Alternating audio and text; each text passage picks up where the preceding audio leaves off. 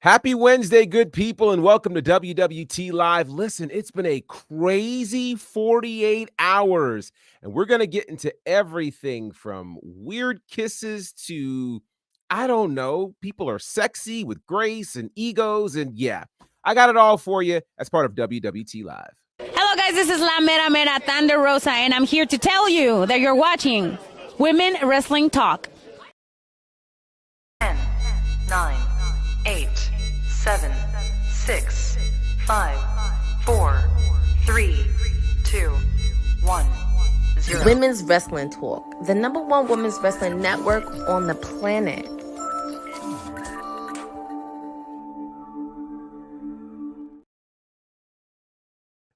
Happy Wednesday, good people, and welcome to WWT Live as part of Women's Wrestling Talk, the #1 women's wrestling network on the planet. I am Gerard Bonner, a.k.a. GB, a.k.a. The Professor, a.k.a. Teflon G, a.k.a. I don't know what you feel like calling me today.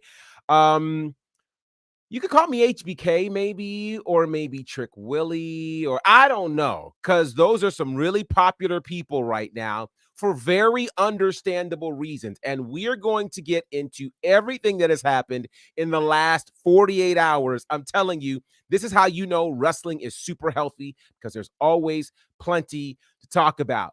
But I got my crew with me. And when I say my crew, like my crew is stacked like that NXT show last night. First up, in the building, she's here. She's rocking with me. We rocked out together this morning. She's back. Wrestling with Honey is in the building. How are you? Oh, yes. Oh, yes. Time for the afternoon dose. Let's do it. I'm ready.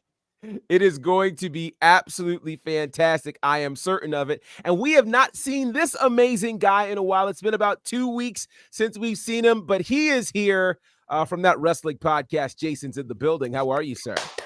I'm back. And if you are watching this, don't do what I did last night and turn it off before the main event of NXT.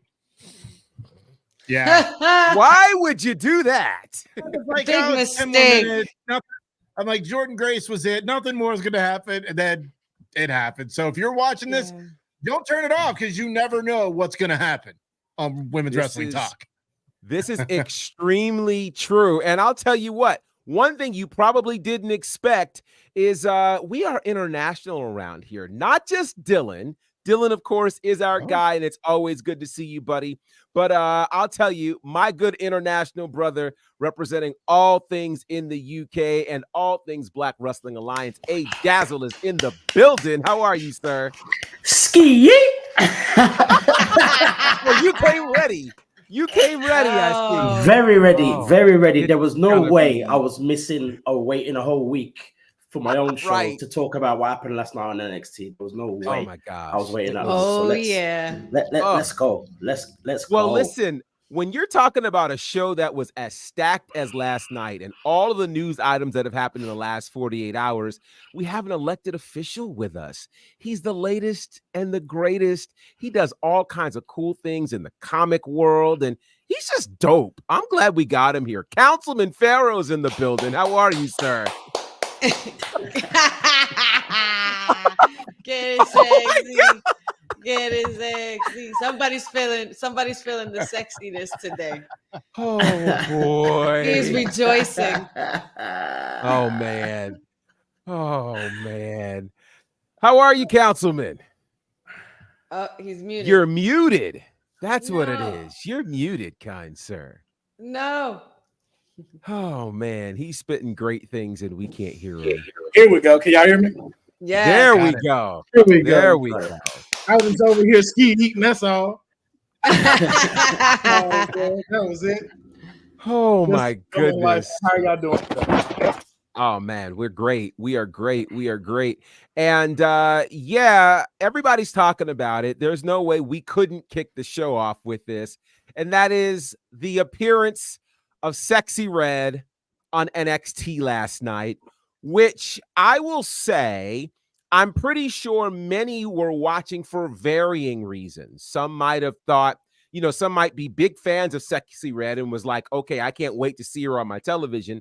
Others who might have been unfamiliar didn't know what to expect. And then there were those in the middle who thought, could this be a train wreck that I gotta see happen? And so SEXYY Red showed up last night and was all over the place. Kicked off the show on NXT to help reveal the new Women's North American Championship. Got into a bit of a tussle, as you could see there, over that championship before the very first match. And then before the night was over, she was out there hanging out in the entrance with Trick Williams and Javon Evans. I got to get your thoughts on SEXYY Red on NXT. Jason, I'm very interested in your thoughts on this. I'm probably going to show my age because I did not know who that was at first. So then obviously then I look back, I saw she's been tweeting about wrestling recently in recent weeks. So it's cool that you can get a mainstream star onto the NXT show. And obviously people loved it. Now, again, I didn't know who she was. And for a moment, I thought whatever was on her face was a tattoo. I don't know if it was like, like bedazzled, or there was something on her face last night. And I'm like, wow, people bitched about Cody's tattoo and this, but I was wrong. Apparently not a tattoo. But if anything to get more mainstream exposure to pro wrestling, I'm in. I'm here for it. A Dazzle. I've been waiting for this one. I was one of those people who was expecting the train wreck. I have an idea of who SEXYY Red is, and that's what scared me. But I have to say, she did everything that she needed to do. The only thing she did a bit too much of was twerk, but whatever. In it. That's if Booker T didn't have that opinion, but that's another. Very true. Very true. I'm sure Sharma probably had words for him when he got home. But yeah, Booker T was very excited. That's an understatement. To say Councilman, let me ask you this, Councilman. What do you think it means in terms of where NXT is going and where NXT is that SEXYY Red had such a presence last night on the show? That it's going up. It's going up as far as good representation. I think too with the other news that I'm sure we're going to talk about later today. It's just also establishing itself as not just this developmental place and stuff like that, where this is actually a place I see in maybe the next 5, maybe even 8 years, where it's like, hey, this is competing with Raw and SmackDown now. Like, this isn't just two brands. NXT becomes that third brand now. So just having her in there with the popularity she got, and as much as she was used throughout the show, it's showing potentially we might get that black and gold brand back on Survivor Series. I'm throwing it out there now. We might. Not soon. Sooner. Sometime down the line. So, honey, we obviously had a chance to talk extensively, and you guys can get our full unpacking of this incredible episode on the NXT post show, which aired earlier today. You guys can watch that after we're done. But, honey, I want to ask you this. We now know, and we found out right after the top of the show, that this is not our first time seeing SEXYY Red in NXT, as she will be the host of the Battleground PLE coming on June the 9th. My question to you is, for you, after seeing her on here, are you that much more excited to see her as the host of Battleground? As I know you weren't initially thrilled about the concept of this. After having seen it, do you feel better about her being the host? What do you think about this partnership? I mean, at the end of the day, I'm a wrestling fan, and whatever's best for the wrestling business, I'm all for it all the time, and it's a great way, like we said earlier, talking about how music and wrestling have come together in a lot of different ways over the years, and how it just continues to grow and evolve into different genres that we didn't even think wrestling would even touch, that it wouldn't have touched, definitely wouldn't have touched in the Vince era. But to say the least, I am interested to see what goes forward, for lack of a better word. I'm interested to see what happens going forward with SEXYY Red and what she brings to NXT Battleground as the host this. And I just hope that she has the mostest, you know, and she brought the fun in NXT during the show. I definitely will admit to that. I'm not going to sit here and say, you know, I'm a fan overnight. I'm just going to accept it for what it was and, you know, appreciate it for what it was, because it was for the culture. And shout outs to Shawn Michaels again for just being able to create that platform to allow her to have that platform and to be able to collab in such a big way, even with the NXT champion and the young OG involved. It was quite something and quite historic. Yeah, there were some real special things connected to this. One of them for me is it did not feel, you know, for those who may be unfamiliar with SEXYY Red and her love for pro wrestling, one would think, and I saw a comment somewhere on some Facebook group that said that, you know, as a hip hop fan, we were pandered to. I completely disagree. I feel like, to me, the superstar crossovers that make the most sense are the ones who actually love the sport, not the ones who are just coming on to promote their latest whatever. And we've seen tons of that over time. Mm-hmm. So it's clear that she loves the sport. She had included Shawn Michaels in a number of her songs before. There's this great video that they have of her singing Sexy Boy, and he's in the car right next to her. Like, he was living his best life last night. And it was just amazing to see. I just got to ask. Y'all think Shawn Michaels went to the strip club with her that night? Oh my goodness. Boy. You better stop it. He's a married man.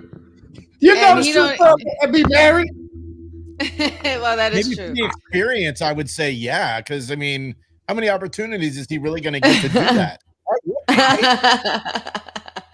Well, I don't even know if that's allowed, you know, as a born again Christian either. I mean, there is a clip of him when SEXYY Red comes backstage and he says, "Come to Daddy Sugar." So you know he did say that out the window. He did say that. He really did. I didn't see that clip, and you know, I saw it. Ever run into it. I saw it. I hope I don't run into it. The other big win about this is that she was not overused, and I think that was important. Yeah, you know, every segment did not see her. You know, she was sprinkled in at just the right time. There were points in the show that you forgot she was there, which again speaks to how significant the NXT product is right now, that it is not solely built on the appearance of SEXYY Red. So shout out to her. There are so many comments in the chat, and I'm going to do my best to get to as many as I can. Matt, always a pleasure to see you. Boza, good to see you. And yeah, last night was downright amazing. Dylan, always a pleasure for sure. Special little nobodies in the building. SEXYY, I'm here for that. Let's see. SEXYY Red and HBK in the backseat of an SUV in 2024 was not on my bingo card. Mine either. So I think that was great. Boza says Booker was filled with the Holy Spirit and everything during this entrance. Yeah. But you know, Booker, I will say this. I just want it to be the ring camera at Booker T's home this morning, because I'm very curious to what that was like, because he was acting like Sharmell was nowhere to be found. And yeah, acting up. Cousin Ron, always a pleasure to see you.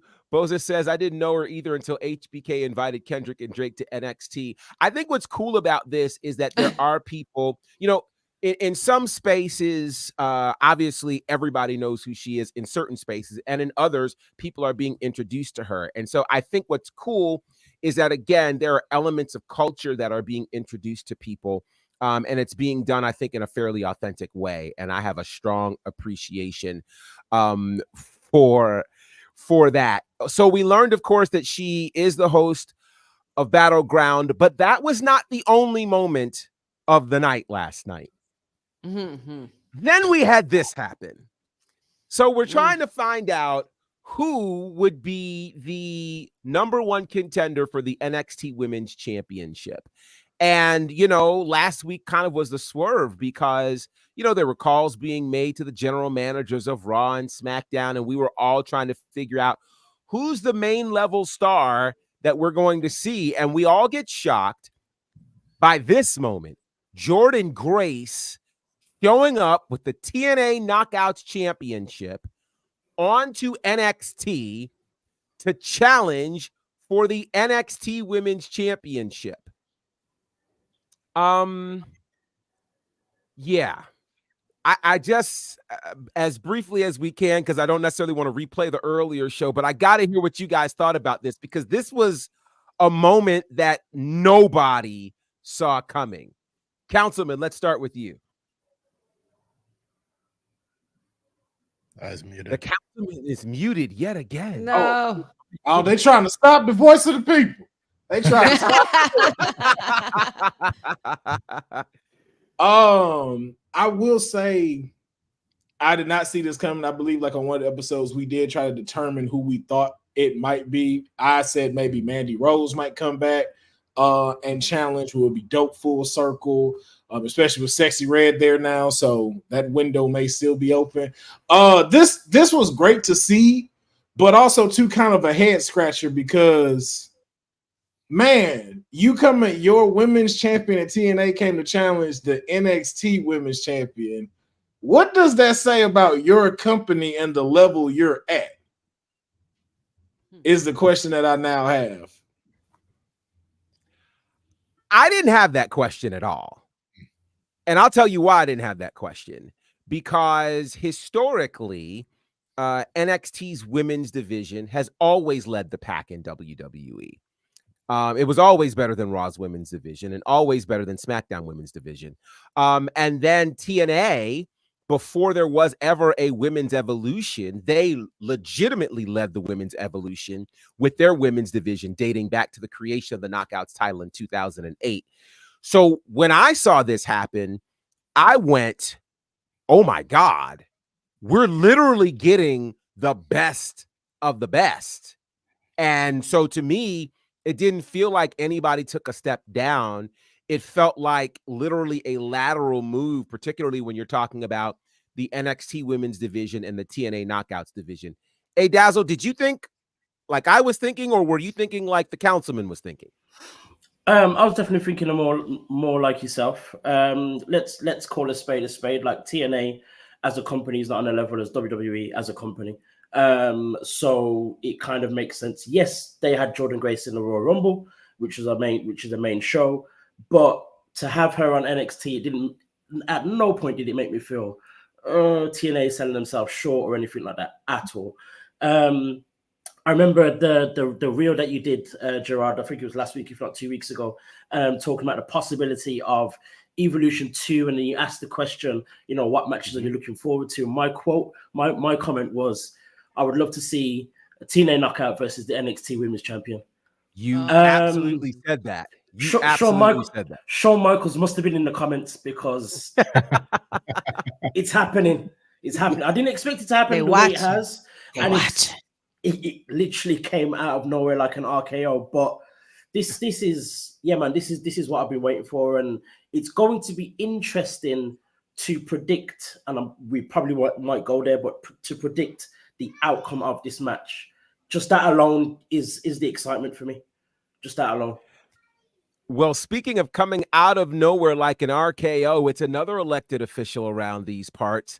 The mayor is in the building. Seth is here. We have literally a full house, and we're not in San Francisco. Seth, how are you, kind sir? Yeah, we deep as hell today. I didn't expect this. This is nice. This is nice. I love it. I love it. Oh, yes. I'm glad I popped in at the right time. I missed all the sexy red talk. We've moved past that, I assume. Yes. We have moved past the sexy red conversation. Perfect. Well, we're at a good landing spot. I'm loving what everybody's saying about this. I think this was the right move, because I think we all presumed that the person coming down would be main roster. But now that we're in kind of this worlds collide situation, it opens up the mind to so many different possibilities. And if you watch the NXT post show this morning, I actually echo the sentiments of the professor. I think there's a strong chance that NXT belt will start being featured on other shows.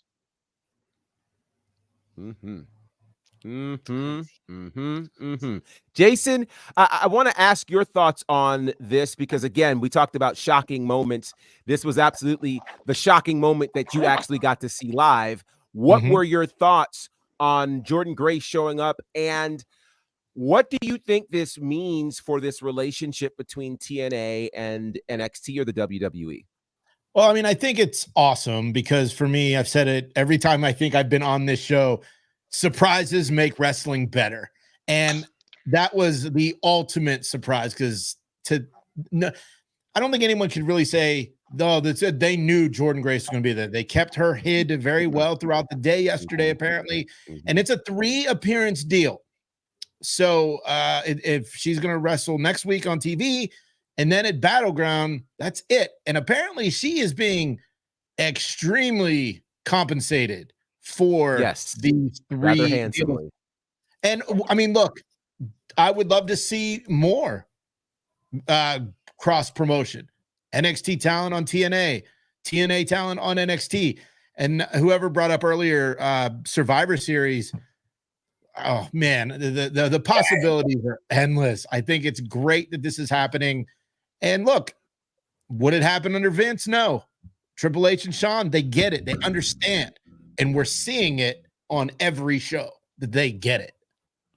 Worlds collide. Well, there's the possibility for Worlds Collide. Honey, let me ask you this question.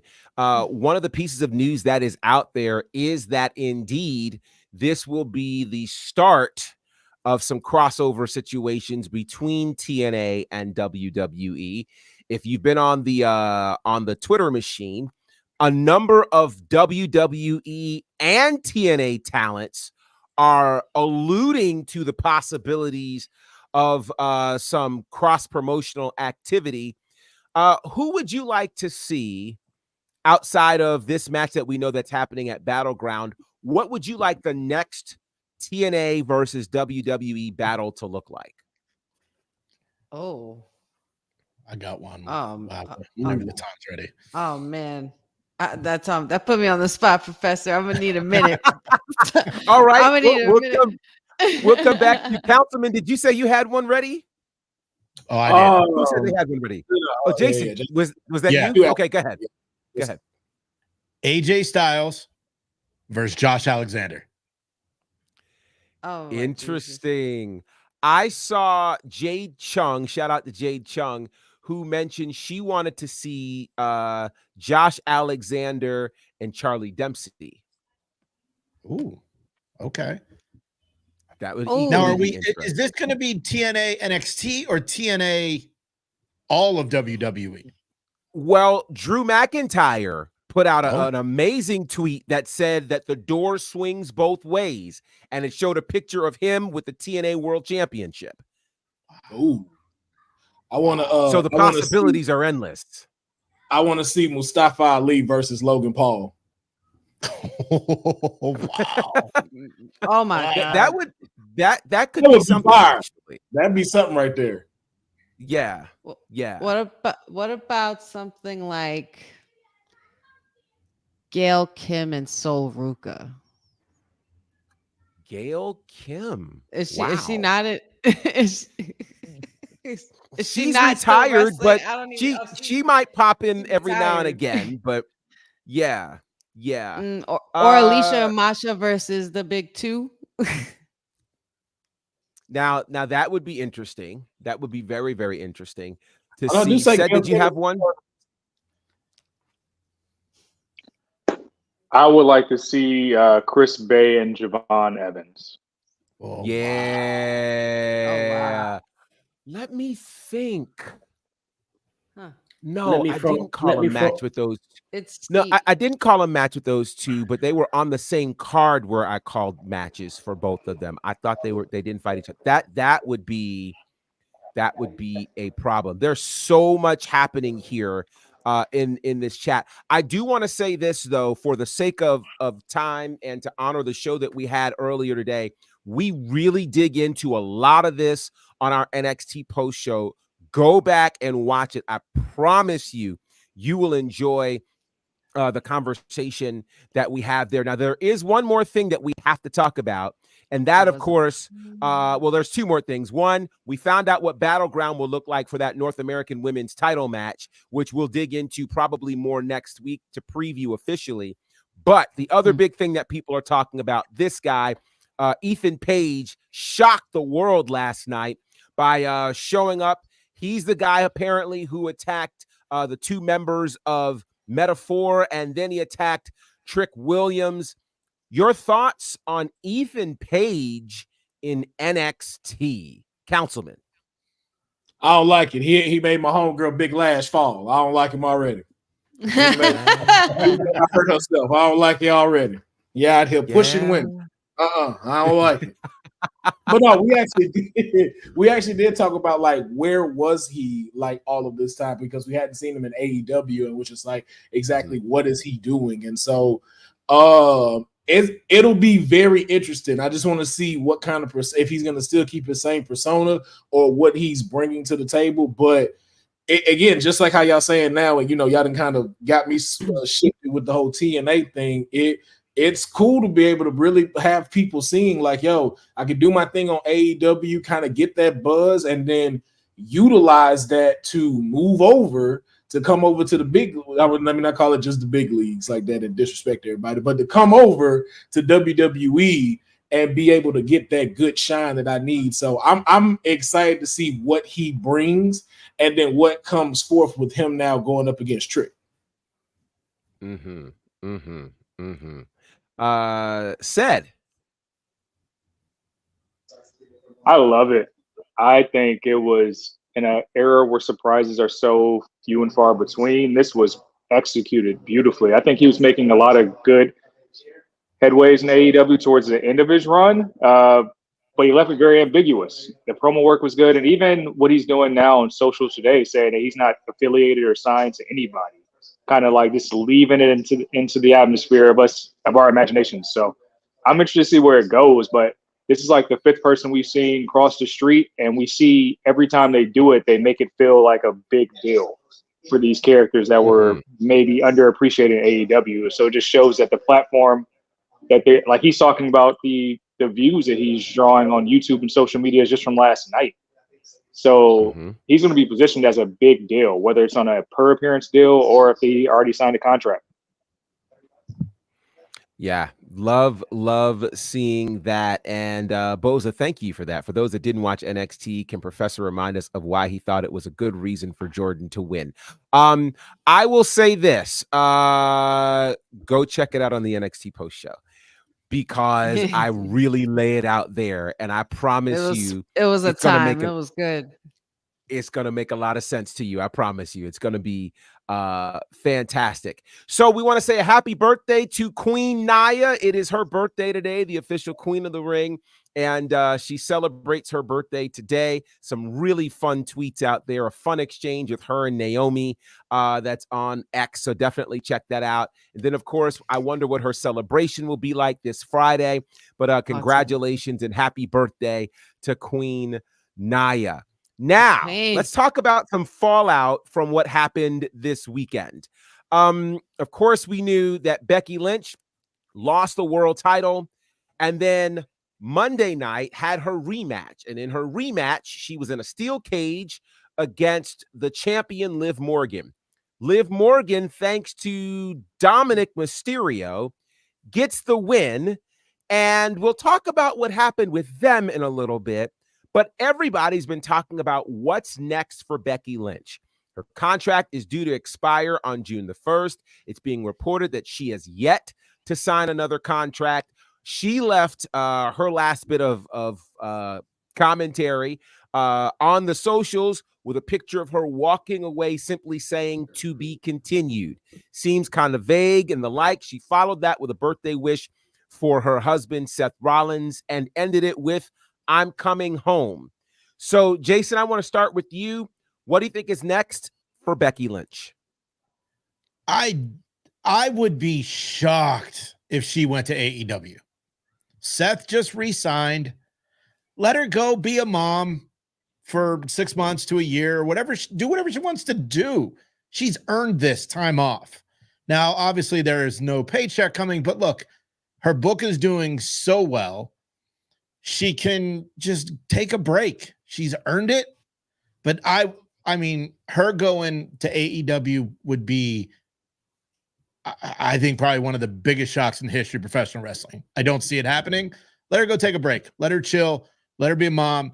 Hang out with Seth whenever he's home, and just chill out for a bit. There's no way she's going to AEW. Don't clip this so she doesn't throw it in my face. Said, what do you think is the future of Becky Lynch?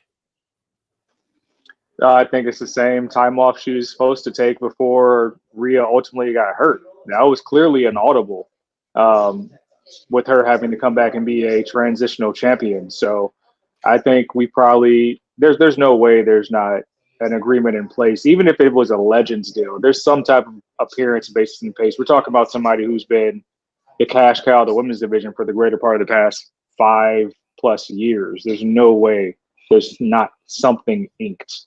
So I think maybe a next appearance would probably be War Games, maybe as long as January for Rumble.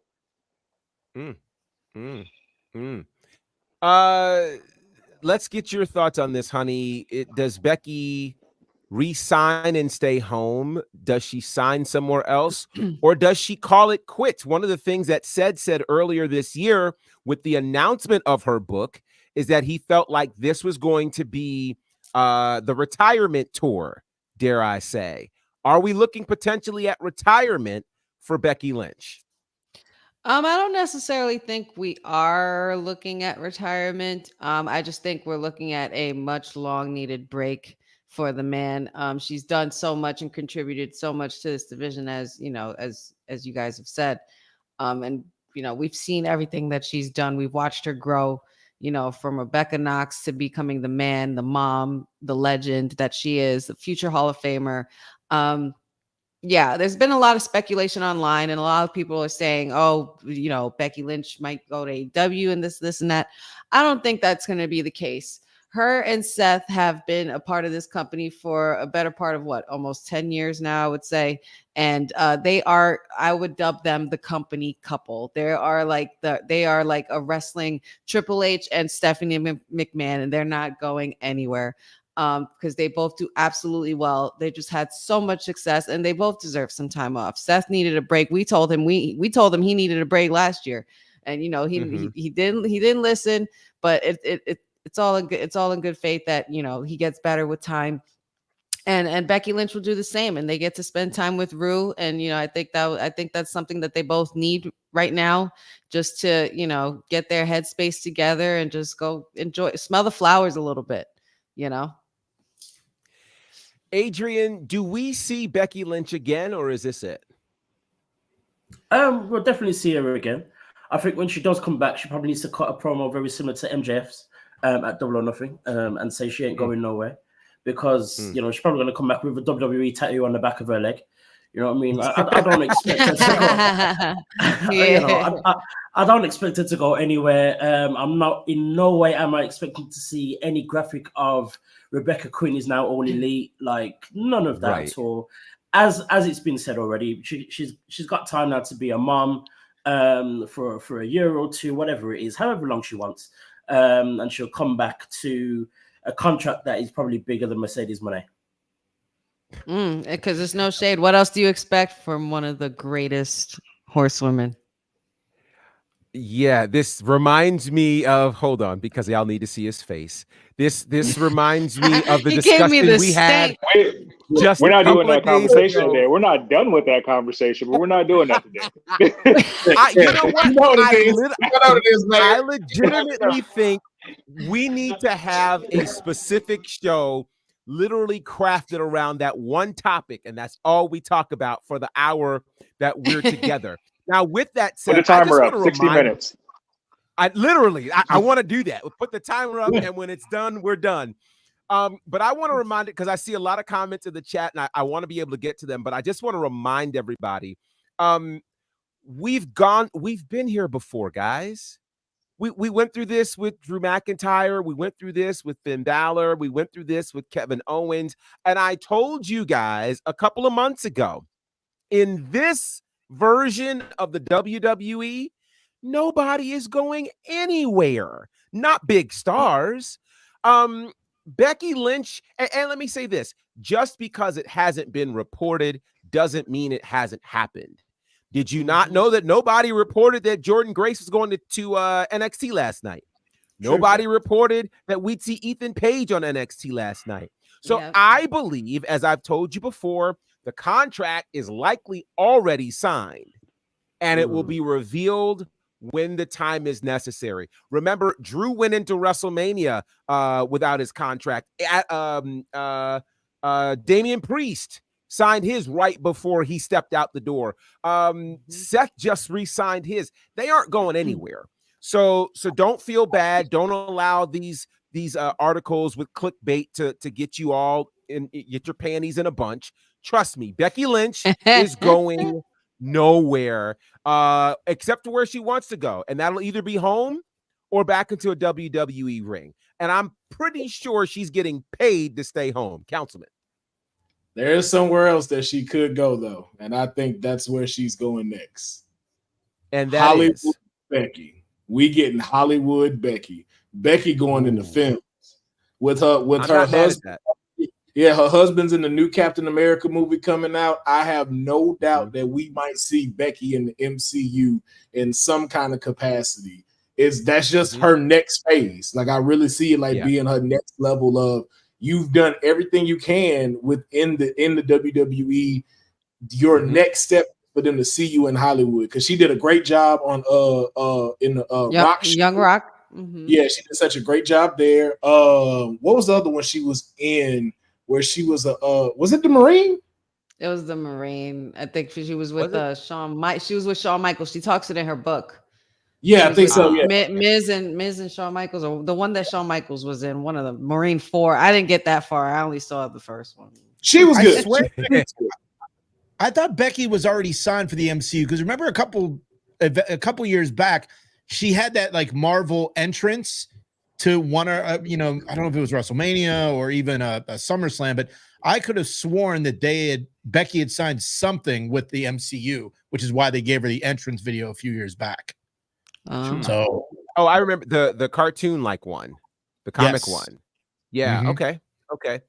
Let's see. Boza says it'd be sort of funny to see people getting their panties in a bunch if she does show somewhere else. People thought Nick Nemeth was a WWE lifer 19 and a half years later at TNA. But let's also remember Nick Nemeth was released. So there's a massive difference. And it was released via budget cut. So he didn't walk away from WWE. Yeah, they're she's not letting Rebecca go. No. Let me tell you who wouldn't let somebody else go.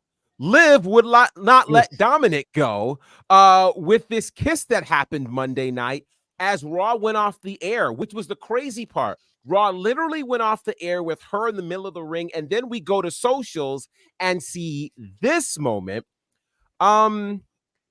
I can't unsee it. Yeah, I can't unsee it either. What's up with Dom and where's Liv going? Jason, what do you think about this? It's the revenge tour.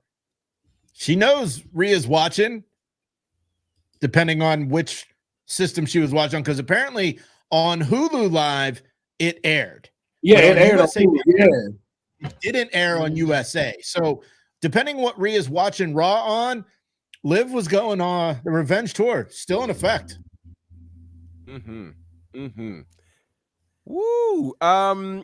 Yeah. What do you think Dominic does now, A-Dazzle? The interesting thing about all of this is that we've had like these little Easter eggs or little nuggets and whatever else over the last few weeks of the possibility of them being a pairing. We had this whole thing with this whole bandana scandal where Dominic was wearing it. An hour later, it was in Liv's pocket or something like that. You've had her coming out of the Judgment Day car in the background. She was chatting with JD McDonough in the background as well. So there's a part of me that thinks, how do we get, when do we get to the point, or how do we get to the point where it's revealed that this was all a thing ages ago? Ooh. Wow. From the very beginning, you think? And Dominic's playing up at the minute, because you've got to think, like, even with him throwing the chair in the ring, it wasn't him taking the chair to hit Liv. He was putting the responsibility on Becky, so it's not him, or it's a way of kind of masking the fact that he's actually in cahoots with her. So I think it's something more like that than Dominic being surprised at this kiss. Like, nah, he's dirty. Don't forget, he's dirty. He's been to jail. He's dirty. Telling you. And he flew halfway around the world as if Becky couldn't handle Liv on her own, and Becky's never lost to Liv. Good point. Very good point. And the Judgment Day didn't fight that night, right? They were running from Braun Strowman all night. Yeah, they didn't fight at the pay-per-view, at the PLE. Oh, I'm sorry. Yeah. I thought you were yeah. Is that what you were talking about? The PLE? Yeah. They didn't fight. Nope. So why were you there, Dom? That's a And long. That's a long trip from home. Listen, I'm not flying halfway across the world for a girl unless you're my girl. Oh, that part. Ooh. That's a lot of time in time zones, huh? Y'all are on to something today. This is dirty Dom. This is feeling like a good AJ Lee run again. I'm liking it. I can't wait till Liv come out in the mommy shirt and come into the ring and stuff like that, rocking his stuff. And then too, can we just give a round of applause for the acting that Dominic put on for this performance? Look how much he act like he ain't like that kiss. You saw how he was just like you ain't gonna kiss Morgan. I was like, boy, that boy, hey man, get this man a Emmy, not an Oscar. You ain't there yet, but get this man an Emmy, man. This boy putting on the show right now. Dom has made a lot of people jealous, from his connection to Rhea and now Liv. It's a very interesting world. To me, if you guys saw, and I think WWE posted this on their social, to me, the best view was Dom left in the aisle and Michael Cole is walking back from commentary, and Michael Cole is giving it to him. And I'm like, yes, this is great. Absolutely great. I'm telling you, stories are everywhere. I really wish it didn't cut off, because I feel like it cut off on my end with USA, because the last thing I remember seeing was Liv and Dom down the aisle looking at each other, and then it just cut off to the next thing. When I just wish that we had a little bit more time on TV for that to happen, so that way I could hear the commentary from Michael Cole and Pat McAfee, because I know they were probably ripping Dom a new one. Yes. Which is wild, because the trademark card didn't come on, like normally before it go off the little card that comes on the corner, it came on after the kiss. So it's kind of weird that y'all didn't get to see it. Yeah, I didn't. It was a weird early by mistake. Yeah, I think I think they need to get back into that 5-minute overrun again that they used to have with USA. They need to. So we'll see if that happens. Switching gears, Adam Copeland in his match at Double or Nothing, a barbed wire steel cage match against Malachi Black. And look at this. Just look at this. Turnbuckle, but he's got to come off on top of barbed wire. I don't know if this is a smart decision. Oh, he's going to go up even further. They come alive. Copeland. This is so dangerous for both men. In among all that barbed wire wrapped around the truss at the top of the cage. My God, what is he thinking? Copeland knows his intention. Look how high he is. But Malachi Black doesn't. He's 15 feet up. Now he does. Don't do it. No. Oh! Come on. Okay, so just to be clear, Adam Copeland jumped from the top of the cage feet first. Okay, he didn't do a splash. He didn't do a dive. He jumped feet first.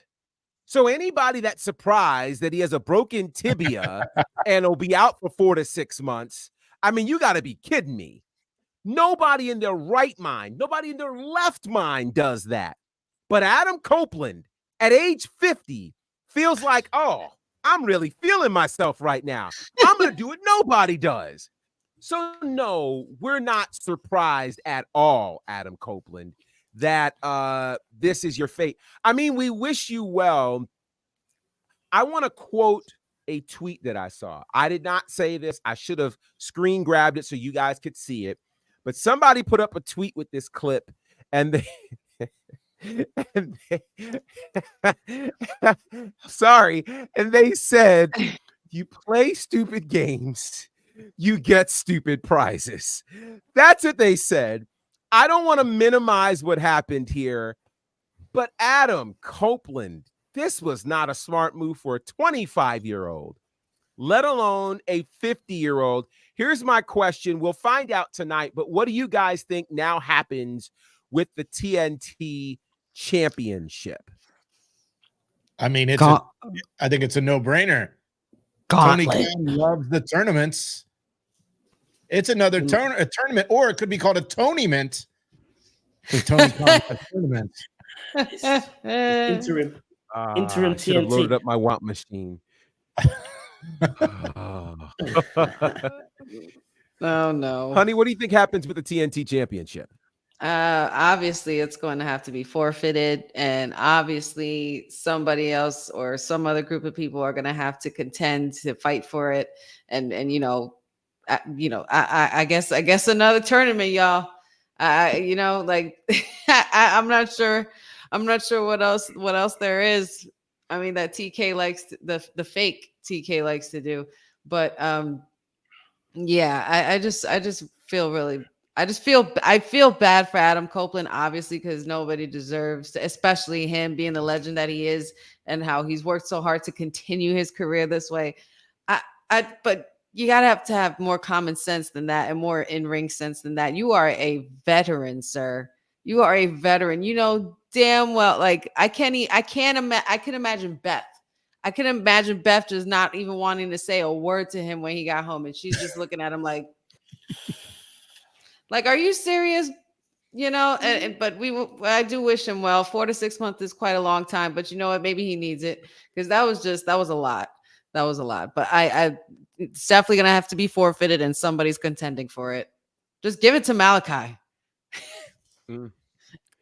Don't give it to him. Let him earn it, but just, Well, that was going to be my next question to said, who do you think becomes the next TNT champion? Or do you think something else happens with this TNT title? I mean, tournament, ladder match, there's a couple ways you can go with crowning a new champion, but I think you just look into the brief history of that title and you just find a way to get it back on Christian. I think that's the best way to push that title forward. I think that's when it's had its most relevance as well, when it was on him. Mm-hmm. Okay. Councilman. They're going to give it to Jack Perry for getting set on fire. That's what's going to happen. He deserves something for getting set on fire. But then he's only for a few seconds. But you know what though? The second time Darby lit it, I was like, "All right, Darby, go sit down." So what? You're doing too much. He's already on fire. I don't even know why Darby was there. Don't even get me started on that. Don't even hit the trigger. But I will say, to Adam's point, where he messed up, because me and my friends talked about it too. Where he messed up was the barbed wire they used too much to wrap around Malachi. So based off of he would have did a splash where he falls on his back onto Malachi, it could have completely like tore off all of the skin off of his back and more. And the same thing as depending on how Malachi would have failed. And so that's why they had to go for the elbow drop in the way that they did, because they just didn't know how the barbed wire would affect or if it would go through Malachi, depending on how hard it would hit. But it's just like, was the barbed wire needed for you to jump off the cage? Absolutely not. Malachi could have definitely just sat on that table, knocked out, and you could have jumped and still been here. But just like we talked about Daniel Bryan sitting and going to get surgery, we say the same thing to Adam. Go sit your ass down somewhere. Look, from I have to think with just the word.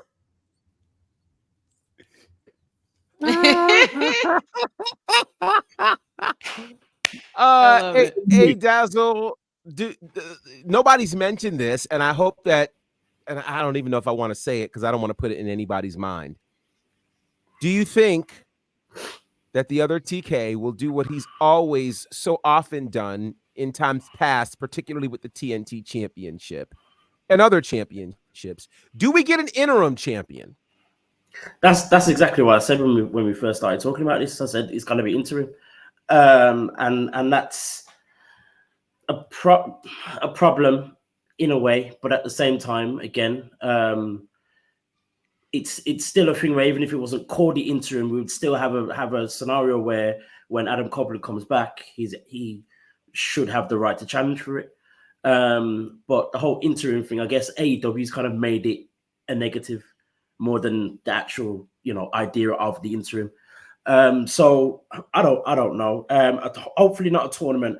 I'm expecting like a scramble match, 8-man madness that they've done before, because they need to crown someone straight away. Not within 3 to 4 weeks of a tournament or whatever. It should be something straight away. But I repeat the sentiments of Honey as well. Like, just give it to Malachi Black. Like, why anyone else? There is one more idea they could do. You could just throw that in the trash and focus on your other 1,900 belts you got on that too. Well, I didn't want to. My more diplomatic way of saying it was perhaps merging it with another one of your championships, the international championship, perhaps, have a unification match, something along that line.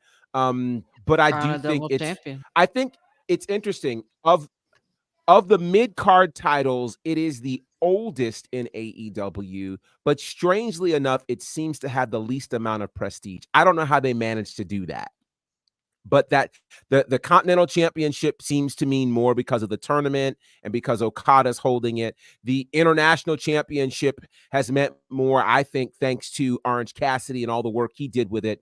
And everybody has followed that legacy, but the TNT Championship never quite got to that particular space. So that could be a thought, but we will see. Now, one person who likely will not be in contention for that championship is Jake Hager, as Jake Hager is no longer with the company. Apparently, he very quietly did not renew his contract. It's being said that it is a mutual situation. He is currently a free agent. Now, he was one of the first from the old WWE to sign with AEW back in 2019. Jake Hager, a free agent at this point, apparently has retired from MMA. Do you think Jake Hager is done with pro wrestling, or could we see him pop up in some other space? And if so, where? Said, what do you think?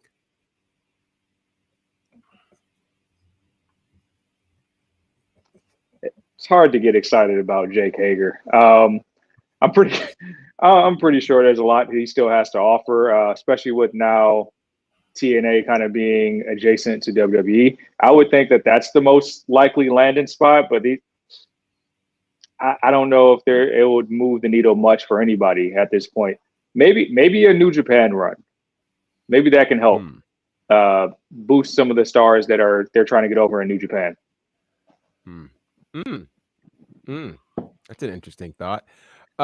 Hey, Dazzle, does your drink of water mean anything in regards to because everybody was silent and it was just like, JK.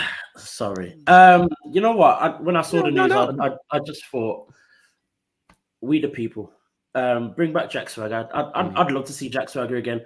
Whether it makes a difference to any show or whatever, or his career or whatever, I don't think it will. But at the same time, I just feel like his AEW run made him look 10 times worse than anything he did in WWE after he lost the World Championship and just everything that he did in WWE. The AEW thing was just, he was a part-time stooge. How can you become a part-time stooge? Like, crazy. But the purple hat. Yeah, and the purple hat seemed to get over more than he did, which is kind of unfortunate. So yeah, the purple. Did you not hear the purple hat renewed his contract? Yeah, still there. You know what? Not a long contract for a substantial amount from what I'm hearing. Oh my gosh, that is hilarious. Bobby says maybe the NWA or MLW could bring in Jake Hager. That's possible if it's something he even wants to do, because I certainly didn't gather from his AEW run that he was like enthused about it. I didn't gather that at all. So very interesting. Now, we don't get to see this very often, but last night on Inside the NBA, the hosts were presented with some of the new sneakers from the Young Bucks and AEW championship belts, which again is not something we see very often. That's much more of a WWE move that we've seen over time. Councilman, go ahead, let it rip. I'll just scratch my head. Say it. Have you seen someone else do this before? Say it. Hey, we see first we got is this. Then we got the Owen Hart tournament, and they're gonna get championship shots at All In. Like at this point, it just Tony Khan just gotta say it, bro. I'm trolling. If he tells me he doing this on purpose, he is the 50 Cent of the wrestling industry, because you are just wow right now. Wow. Yes, I'm here for it. Bro, Councilman and I had a laugh about this earlier on Monday. We had a real good laugh about the situation and with Tony Khan and Double or Nothing.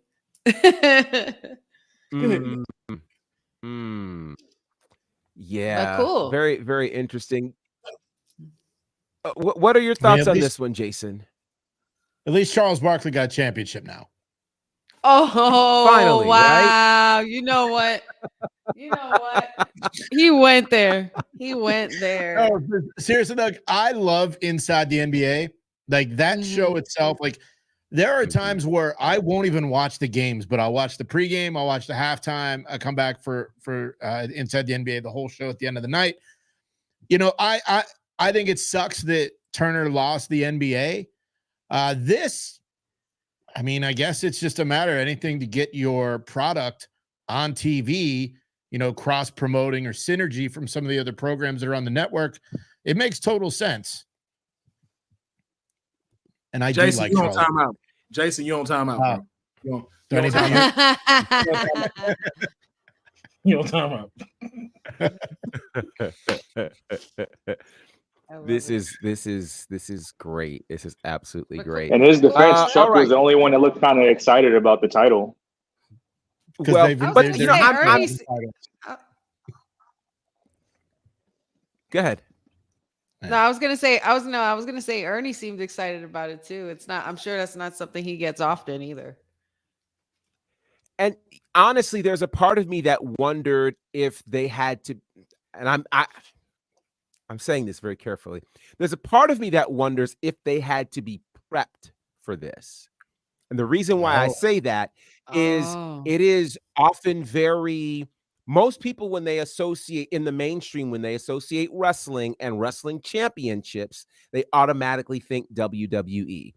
And since WWE tends to be the ones to, you know, if you win a sporting event, You win something major, you're going to get a customized WWE championship.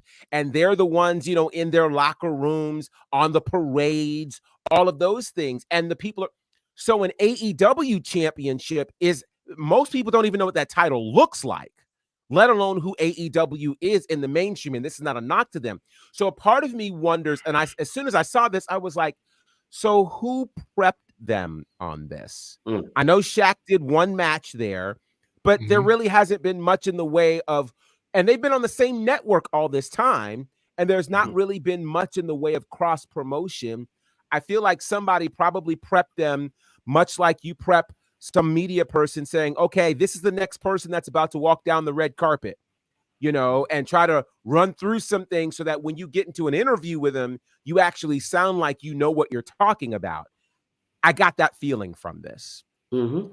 And maybe I'm wrong, but they did something. Do you guys remember when they I think the Elite against someone, and it was like a basketball themed event? Like they all came out in like the Space Jam uniforms and the Monstars uniforms. Yeah. There was some cross promotion on Inside the NBA with that as well. So obviously they've done it before. This is a little different. And then, Shaq had that one match, and then, he went through the table and we never saw Shaq again, which I'd always thought was weird. Correct. They didn't talk about what happened to him, medical facility, nothing, but they've done it before, and it's smart. It is very smart for, to get your product out for something as worldly known as Inside the NBA. So I think it's a smart move.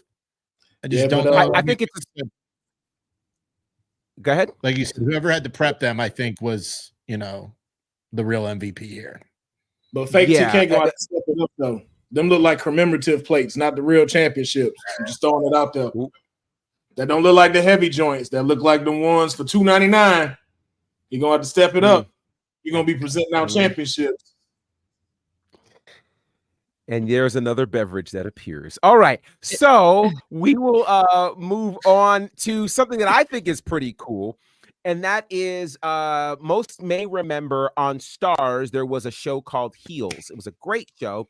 It went on for 2 seasons. Oddly enough, shot here in Atlanta.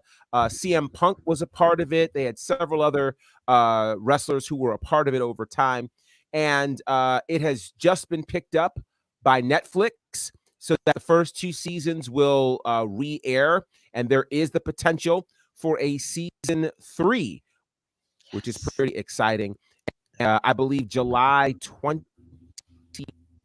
or 29th, one of is the actual date that it will begin airing on Netflix. And so one of the things that I think is important for us as wrestling fans is, with shows like this, it's important to run those numbers up so that those streaming platforms can see just how important it is to have this kind of representation in those spaces. So be on the lookout for Heels this summer, coming to Netflix. Now, before we get into our preview of AEW Dynamite, some interesting things are happening relative to the IWGP Heavyweight Championship. When Jon Moxley won that title a couple of weeks ago, it was right here on this show where one of our panel members was not happy about this at all, felt like it was a bad move, et cetera, et cetera. And as we have seen over the last couple of weeks, there have been some very interesting booking decisions by AEW surrounding the IWGP World Heavyweight Championship. The first title match went to Powerhouse Hobbs. And there was no sort of qualifier or anything for that.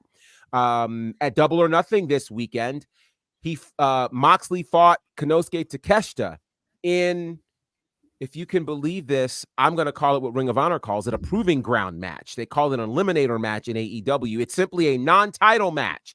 How the IWGP World title is up against Konosuke Takeshita in a proving ground match is beyond me. And tonight, there will be a unique kind of situation.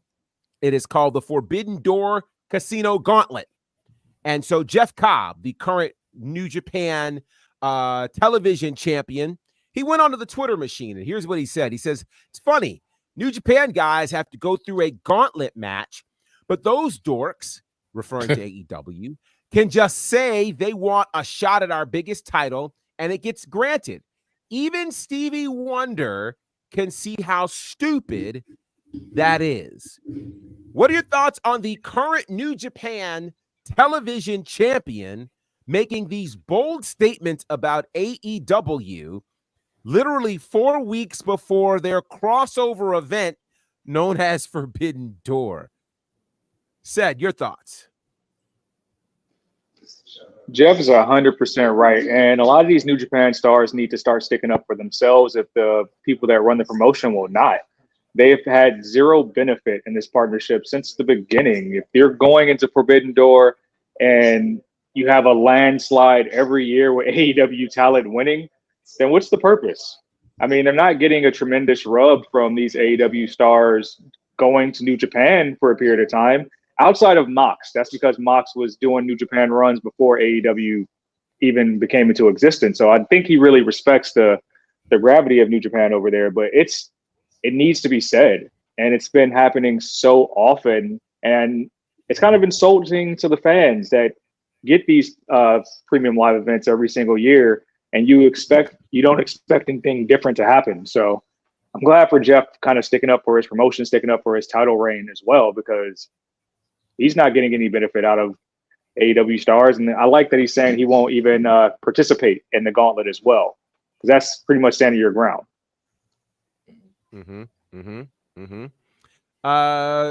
Adrian, what are your thoughts on this one as well? Because I saw when I was sharing that you were very much nodding your head on that one.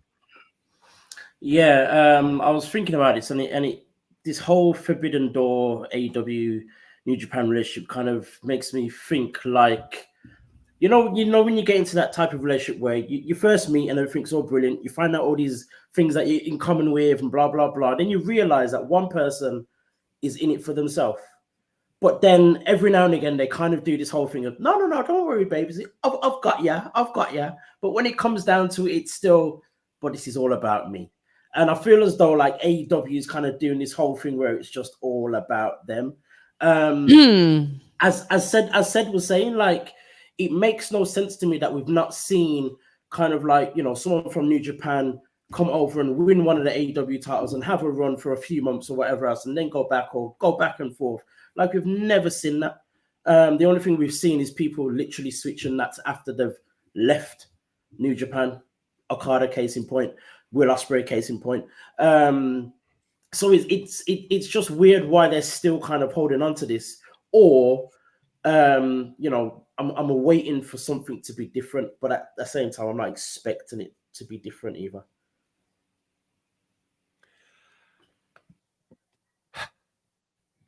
Councilman, your thoughts? I'm in agreement with both Adrian and the mayor, man. Like this, and I'm glad that the new television champion did step up and say something. And to the mayor's point, they need to. Like, this has not been beneficial for New Japan whatsoever. It has not brought in any new crowds. It has not bumped up anybody to want to go check it out or anything. Like to Adrian's point, it's like, New Japan is like the side chick for AEW, and AEW don't even have a main woman. So it's like, that's even worse. Like, to this point, it's like, how is now your main champion not promoting on your show? How is he not over there? Why is it none of your titles go over there? Which also goes back to my other point when me and Honey were talking about Double or Nothing. Your titles mean nothing. And you have shown that throughout AEW history. Anything besides the AEW World Heavyweight Champion means absolutely nothing. Your Women's TBS Championship is more relevant than the Women's World Championship. How do you mess that up? And it shows that that's what you're doing now with New Japan, because you won't even let not even a single title go over there to be defended, nor do you want anybody to look bad on your roster. Like, how does John Moxley beat what's the guy name? Because I always mess it up. What's his last name? Takeshita. How does he lose an eliminator match? It's not for the title. He should have went over so y'all can have this bout for the title. And if Moxley goes over, then that's fine. But to show that you're not even going to let them go over on that really shows where you put New Japan when it comes to your stuff. And it really just feels like you treat it just like Ring of Honor. Like it's here, but it's just, it's there somewhere out there if y'all want to go take a look at it. It's like you treat it like an old video game console. It's like, oh yeah, I got an Xbox somewhere around here. Yeah, y'all can plug it in and play it if y'all want to. Got a few games on there. That's what he's treating it like. So I'm glad they're stepping up and saying, no, I won't even compete in your stuff. New Japan deserves way better. And I hope people start stepping up more, just like the mayor said, so Tony Khan can get some fire on this, and rectify the situation and give them the respect and honor that they deserve for all the stuff that they've done. This really started last year at Forbidden Door when Daniel Bryan tapped Okada. Like that, it set New Japan I think it so far back then. when that happened. But I think that's when you really saw how bad it was. Just having their biggest star attack was sent shockwaves throughout wrestling. Yeah. The reason why I think it started before then is because think back to the first Forbidden Door. Ironically, it was supposed to be CM Punk against Tanahashi.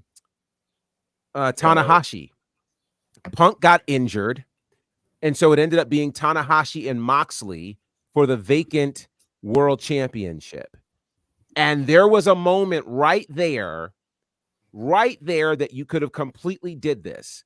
There's never been a Forbidden Door where New Japan talents beat AEW talents for championships. It just doesn't happen. And so here's what this is gonna really wrap this whole show up really well. This is the exact reason why Jordynne Grace will become the NXT Women's Champion. Because Tony Khan has demonstrated how not to do a Forbidden Door. He's had partnerships with Impact. He's had partnerships with New Japan. And in both of those cases, AEW ran roughshod over all of them. And to me, what makes the Forbidden Door situation with New Japan even worse is not only did you run roughshod over them, then you took their biggest talent. You took Will Ospreay. You took Okada. You took Jay White. And you left them with nothing. So who do you even want to see on Forbidden Door next month in terms of New Japan versus AEW? Who is there? Who is there? This is why I believe June the 9th, you can mark it down, Jordynne Grace is going to win the NXT Women's Championship and take it over to TNA. And then we're going to start to see what a Forbidden Door really looks like with TNA and WWE talent. And once again, an opportunity that Tony Khan initially had goes down the drain because he had it and didn't operate it right. And that's unfortunate. Yeah. So then that leads us to preview Dynamite tonight. What a horrible segue into that, right? But tonight, here's what's going to happen. Another eliminator match. I mean, think about it. John Moxley and Rocky Romero. This is exactly what Jeff Cobb is talking about. It's exactly what he's talking about. But that happens tonight. Also, Mercedes Moné will have her TBS championship celebration tonight. I wonder what will go down there. Wow, that's hilarious, honey. Sorry, I just got really tired. I'm sorry. Did that third horsewoman put you to sleep, honey? I don't know. It's just, as soon as I saw her, I just felt tired, which is kind of reminds me of how she is. Tired. Wow. So glad you said that, honey. Wow. I said what I said. Wow. We'll get the debut of TV Time with the Learning Tree, Chris Jericho. Also, the EVPs will address the future of the TNT Championship. And this is going to be interesting. A House of the Dragon match, I guess. Swerve and Kill Switch. To preview or to promote House of the Dragon, the new season, which comes in 3 weeks. Help me. Help me. Why are we promoting this and it's 3 weeks from now? That's hold on. So from a marketing standpoint, that's fine to get it set up, but they don't promote their own stuff 3 weeks ahead of time. True. But where I'm stuck at is, why isn't this an Inferno match? If it's House of the Dragon, why not an Inferno match between these two? They've run out. The fire budget's gone. Yeah, the fire budget's gone. Sorry, the fire budget's gone. Fire budget's gone. Oh, Lord. Forgive me if I have not been responsible. I've done my best to be responsible with this particular conversation. Forgive me if I have not. Just some things just don't make a lot of sense. I also think it's interesting that there's been, and Boza says this, MJF came home Sunday and nothing. How is MJF not being promoted for this show? He should be first. He should be first one out tonight. First. Or come out very randomly without nobody knowing, and just like how you do, just walk out. Yeah. I will tell you this, for all of the noise that AEW made previously about beating NXT in the ratings and the Wednesday night war and things like that, I hope they were watching NXT last night. And I hope they took some notes, because the NXT show last night, AEW's got to come correct, pay-per-view or not. So we'll see what happens. They can always do something. And let me say this, because in perfect fairness, the healthy nature of the wrestling business these days is they could put on a really good show tonight, and we could have something good to say about them. I mean, it really could happen. So we'll see what happens tonight. But I do think it's a wee bit egregious that you're not promoting MJF anywhere on this show tonight. And if he's not signed up to be on the show, somebody really perhaps didn't book that in the best way possible. But be that as it may, I think we've had a very, very fun show here tonight, as we expected. Oh, yeah. Let's go around and see how the people can be reached. Jason, we'll start with you, sir. Every Friday on YouTube and audio podcast platforms, That Wrestling Podcast. Me and 3 of my oldest friends, we just kind of chit chat about the world of professional wrestling, everything that's happening, have some fun, call each other some names, have a good time. It's like you and your friends do in your pro wrestling chats or conversations. At That WrestlePod on socials, at That Wrestling Podcast on YouTube. We love to see it. Said, how can the people find you? I don't need your follows today. It's right there on the screen, but I will promote that you can use the WWE 24 code today to buy your Lola Vice shirt. I want to see a sea of turquoise come June 9th. Also, I was on the Draped and Gold podcast with Flobo Boyce this morning talking some NXT. Go check that out. Miss Vice will be in the main event, and we will have this conversation about the 4 Horsewomen. I challenge you to pull up Becky's catalog and show me a single match better than Sasha Banks. I challenge you. What? Oh, I could think of a few, so I take that challenge. That is all. I take that challenge. Yeah. I can think of a few. That's a good challenge, though. That's a good challenge, though. Yeah. Oh, boy. Bring it. Yes. I'm just here to tell y'all that Becky ain't got no slaps like that. Wow. Okay. Wow. Once again, just because Sasha Banks was in historic matches, don't mean she was the best out that match. She had she had historic botches. Just saying. Woo! Wow. Counting those. Yeah, you're right.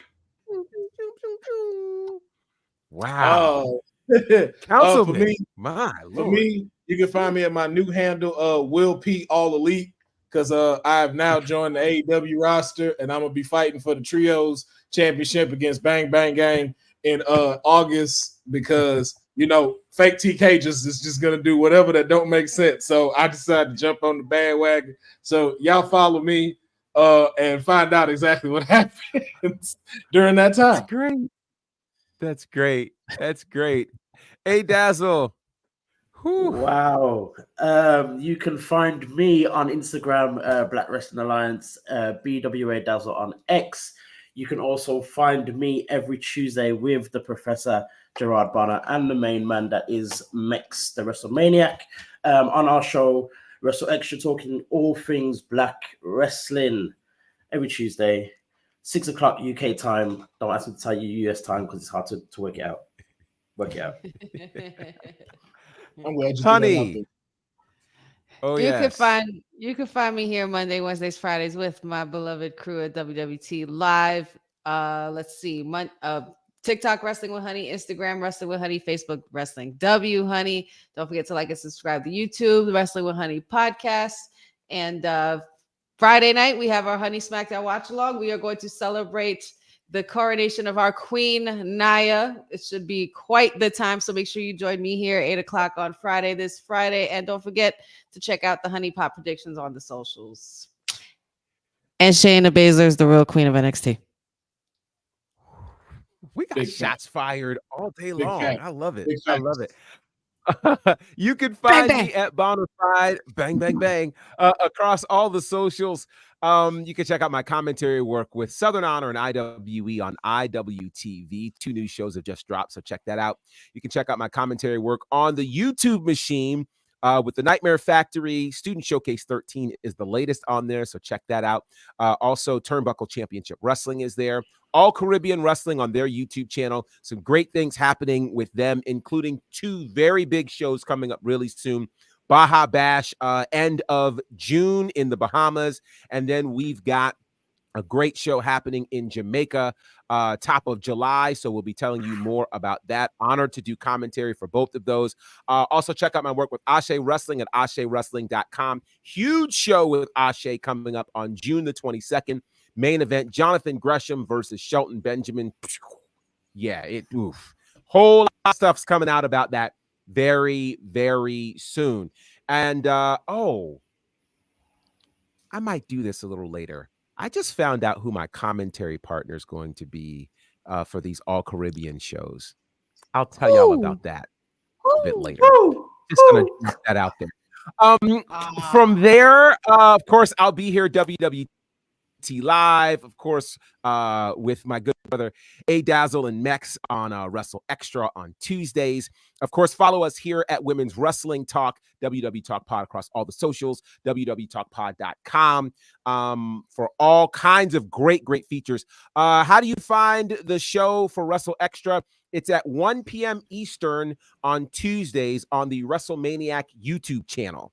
That's where you can find that. So go to YouTube, look for WrestleManiac or WrestleManiac UK, and you'll be able to find Wrestle Extra there. I think you'll really enjoy the show, Special to Nobodies. Again, lots of great content happening here from Women's Wrestling Talk, so make sure you are checking it out. Check out all of our post shows as well, including that NXT post show that dropped today. It was a lot of fun. Full analysis of a huge show. Go back, check it out. It is available right now. Shout out to all of you who joined us in the chat. Dylan, Special to Nobodies, Jeffrey, Boza, Eric. My God, there were so many people. Cousin Ron. Oh man, I'm missing some people. Bobby, good to see you. Yeah, Eddie, and anybody I missed, please charge it to my head and my eyes and not my heart. So I appreciate you guys greatly. We will do this again on Friday. I need to figure out, and maybe I'll just usurp it. Maybe I'll take Friday if I can get the green light from the boss lady and make that the 4 Horsewomen show. Oh, do it. Let's go. We should bring your that. facts and your stats ready. Have them ready on deck. Let's go. Matter of fact, I'm making the executive decision, and if I'm wrong, she'll stop me. Friday, this Friday, 6 p.m. Eastern, WWT Live. It is the official Who is the Best of the 4 Horsewomen show. All about that for a solid hour. We're going to go ham. So come, don't be late. That, exactly. It's going to be crazy. This Friday, bring your stats, bring all of your things. I think we're going to have a blast. Tell your friends it's the 4 Horsewomen show this Friday. It's part of WWT Live. Until then, this is Women's Wrestling Talk, the #1 women's wrestling show on the planet. Peace. Thanks for joining WWT. Don't forget to like us on all social media platforms at www.talkpod. Like and subscribe on all video and audio platforms, like yesterday, my G. And check out our website at www.talkpod.com. Thanks for watching Women's Wrestling Talk.